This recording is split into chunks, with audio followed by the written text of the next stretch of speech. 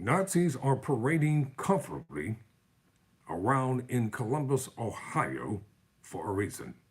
Tyrone Bowman Live, welcome to the program on this evening. Thank you in advance for those of you who will subscribe to Tyrone Bowman Live. And thank you for the 1,200 individuals who have already subscribed to this channel. Thank you very much. Appreciate it. We got a lot of work to do, a lot of growing to do, and because I want to do some important things with this YouTube channel. Okay, let's get down to business. According to MSNBC, in an opinion written by MSNBC opinion columnist Scott Woods.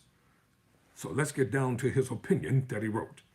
Quote, in the sight of Nazis marching through the short north neighborhood of Columbus, Ohio, on Saturday waving Nazi flags and chanting racist slogans, many have been shocking to some people outside of, or may have been shocking to some people outside of Ohio's capital.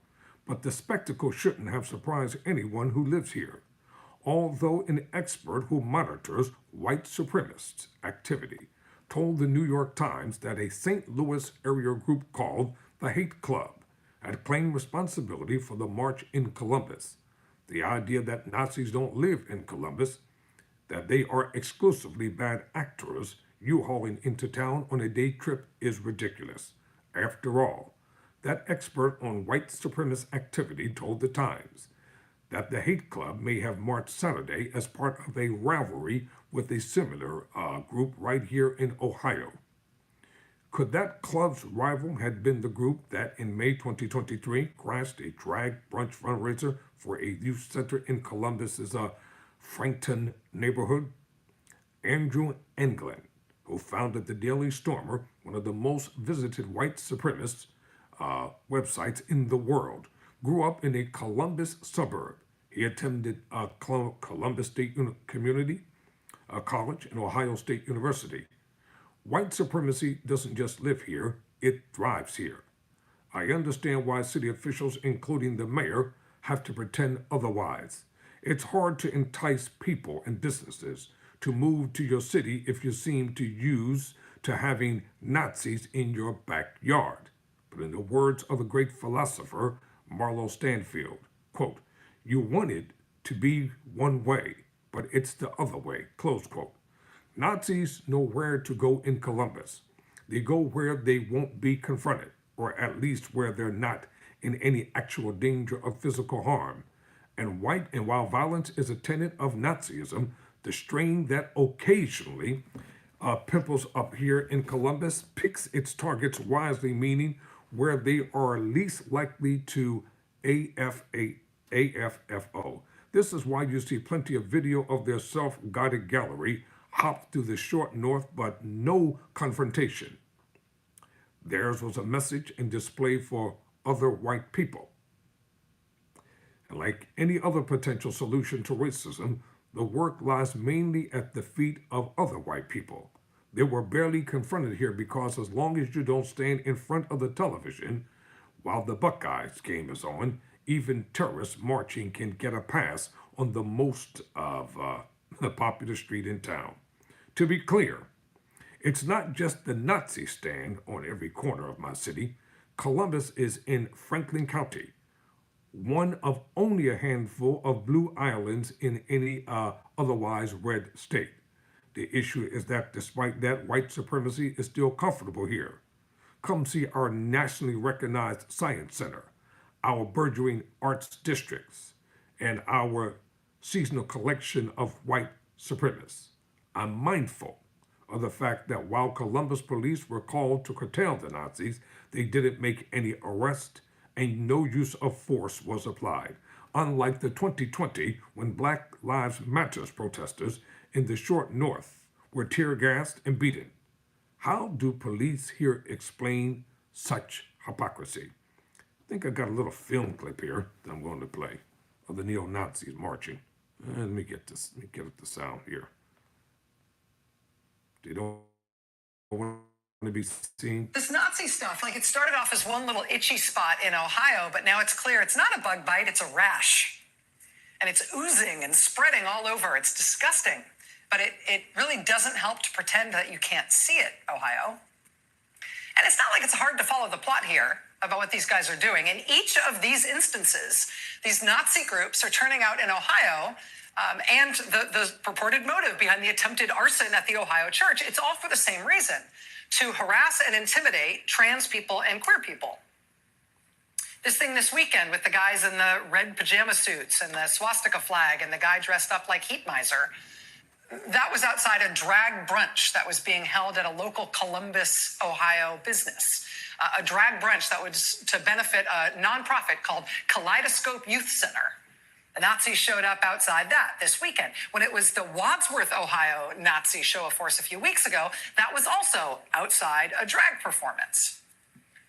Also, the church arson just outside Cleveland that was targeting a church holding family-friendly drag events. See, it's all one idea, because the Nazis in America are Nazis in America these days. They have their cause. And they're doing this stuff in part for the same reason they're doing it in Florida all the time now, and in other states. First, it's to try to intimidate and freak people out, but it's also to try to desensitize us to swastikas and Nazi imagery of all kinds, and the presence of Nazis on our street corners and at our public protests.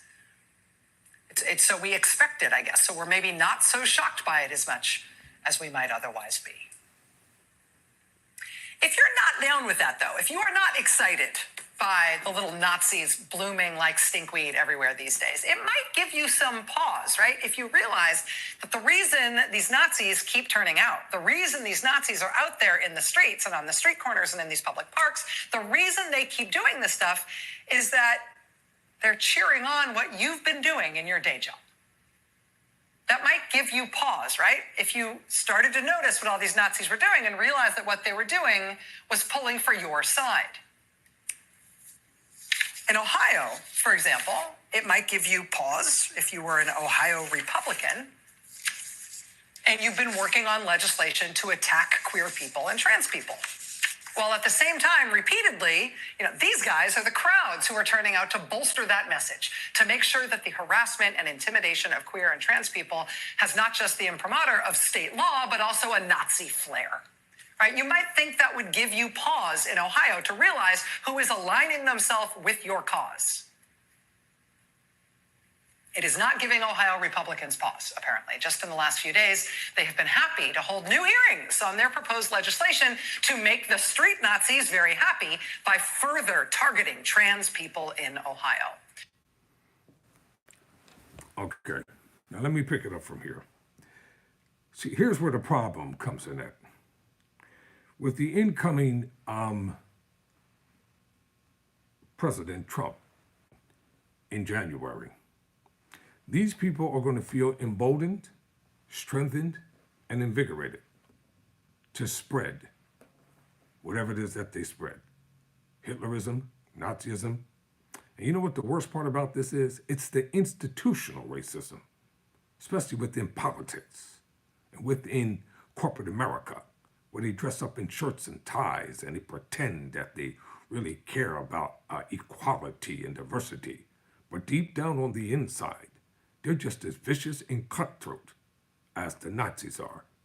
The Nazis are the groundkeepers. They are the boots to the streets. They do the dirty work for the big boys and the big girls who dress up and look pretty and have wonderful parties, and they disguise themselves as being having sympathy for others who are less likely to have the privileges that they have. Meanwhile, they undermine every good thing that people are trying to do. What do? They surreptitiously fire people for no reason at all. They make excuses that are not even necessary to make. They turn down good qualified people simply because of the pigmentation of their skin or their address or where they come from. As for me, I could care less. I've been telling especially men and women, learn to become your own entrepreneur. Learn to invest in yourself. Stop begging people and asking people, and to do for you what you can do for yourself. And once all this stuff implodes into the streets and people start protesting, the Nazis aren't going to be arrested. The MAGA racists aren't going to be arrested. It's going to be black people and Latinos that will be arrested. They will get a pass because they are the ones who voted for everything that Project 2025 is about to unleash on this nation. Don't say that you weren't warned. You were warned. And don't say that you think that everything that Trump said was just a game, it was a flip of the other method. No, he said what he meant, and he meant everything that he said. And when it starts happening, do not be surprised. Now let's get back to this article. I'm mindful of the fact that while Columbus police were called to curtail the Nazis, they didn't make any arrests, and no use of force was applied, like in 2020, when Black Lives Matter protesters in the short north were tear gassed and beaten. How do police explain such hypocrisy? Because half of them are Nazis, half of them are racist, half of them are bigots. They're simply clothed behind the cloak and collar of the law. Jason Meade, who was a Franklin County Sheriff's Department deputy in September 2020, shot and killed Cassie Goodson Jr. as he carried his dinner. A mistrial was declared in February when a jury couldn't agree if Meade had committed murder. Well, what the heck do you think it was? See, this is the kind of stuff that pisses me off. This is one reason why I'm becoming a lawyer and an activist. Because somebody has to stand up and tell it just the way it is. There's no way in the world you're going to get less an indictment and a conviction of a white racist cop, because you're going to have racists who sit on the jury. And their minds are already made up that no matter what the cop said or did, their actions justify their means. In August 2022, Officer Ricky Anderson of the Columbus Police Department killed Donovan Lewis, who was reportedly in his bed, unarmed. Anderson, who Columbus officials say retired in bad standing due to the ongoing criminal and administrative investigation into the death of Donovan Lewis, stands indicted on charges of murder and reckless homicide.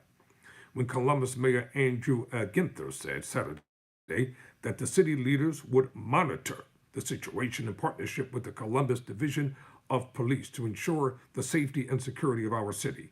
He must have meant that they will make more public statements, but stop short of doing anything to deactivate their terrorism. Almost everybody condemns Nazis. Even the White House chimed in on the Columbus March to check off the racism bad box on their thoughts and prayer bingo cards.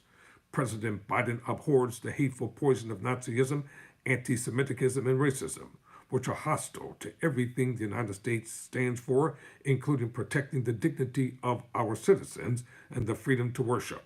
White House spokesperson Andrew Bates said in a statement Monday morning, "The problem is that condemnation is not concrete action. It is politics. It is what you do when you want to look like you're doing something. Condemning Nazis is easy and costs nothing. Critiquing our real-time response to tyranny is hard. And changing the culture of a city to make it genuinely feel unwelcome to such ideologies is even harder." Adam Coy, who was a Columbus police officer in December 2020, murdered Andrew Hill, a black man who was neither armed nor a threat. Coy, who is scheduled to be sentenced next week, murdered Hill as Hill walked out of his garage. But as police and deputies around here kill innocent black men, Nazis only get monitored. Let me say this to you. For all you black cops that are on the police force and you think you're equal to the white cops, go out there and start killing young white men and women. Go out there and kill unarmed white people and watch what happens to you. The blue wall is not going to fight for you. The white racist FOP is not going to help you. You're going to be tried and convicted and sentenced to either death or life imprisonment without parole. And then they're going to make sure you get the baddest treatment possible while you're in prison. So get it together and stop thinking that you are their equal. You're not their equal. In the early days of policing, when black people started integrating police forces, they were told by their commanders and superior officers, you can go along for the ride, but you cannot speak to a white person, you cannot come near a white person, and you can't touch a white person, you cannot arrest a white person. Systemic racism within policing. And pretty soon I'm going to bring a scathing editorial about the blatant racism and bigotry within the Democratic Party. Yes, I said it. See, one thing I will say is that you know who Trump is, and you know who MAGA is. But it's the racist element within the Democratic Party that sabotaged Kamala Harris from becoming president. Oh, you can believe that. It's time for city officials and officials across the country to make a different approach to the prevalence of white supremacists and to stop pretending that they're all from someplace else. It's also time for them to stop preaching about what they won't accept while watching Nazis parade down the street undeterred. And while I'm at it, let me say something to all you white preachers who always want to stand in your pulpits and condemn and judge and rail against sin and damn everybody to hell. You never open your mouths and speak out against Nazism. You never open your mouths and stand up for those who cannot fight for themselves. I guess it's because you want to keep the tithes and offerings coming in, and you want to enjoy your palatial lifestyle with your bodyguards and pretend that you are the shepherds of the Most High God, when in actuality, you're nothing more than wolves in sheep's clothing. And since you're wolves in sheep's clothing, just admit that you don't care and you don't give a damn about the suffrage of everyday people, as long as your churches and your ministries and the coffers are filled with money are growing, as long as individuals buy your books and buy your tapes, as long as they keep just dealing with the status quo, then you're happy. But remember this, the mass exodus from religion is real. Why? Because people are tired of the same old garbage and verbiage. And meanwhile, you preachers are involved in so many terrible, unholy, ungodly, and unrighteous things. And you think you're going to stand before a holy God? And you're going to try to justify the wrong that you have done when the same parishioners or congregants within your church, and they committed the same filthy, nasty, dirty, perverted sins that you committed? You would lambast them, you would chastise them, you would viscerate them with all types of sermons, and you would throw them out of your church, while you and your family can just say and do whatever you want. So always remember that. Oh, I can talk this way because it's my program. If you don't like it, you don't have to watch it. I'll tell you what I'm not going to stand for. I'm not going to be lectured by people who just go on social media all day long from one platform to another and condemn and judge everybody. Never surrender, never quit.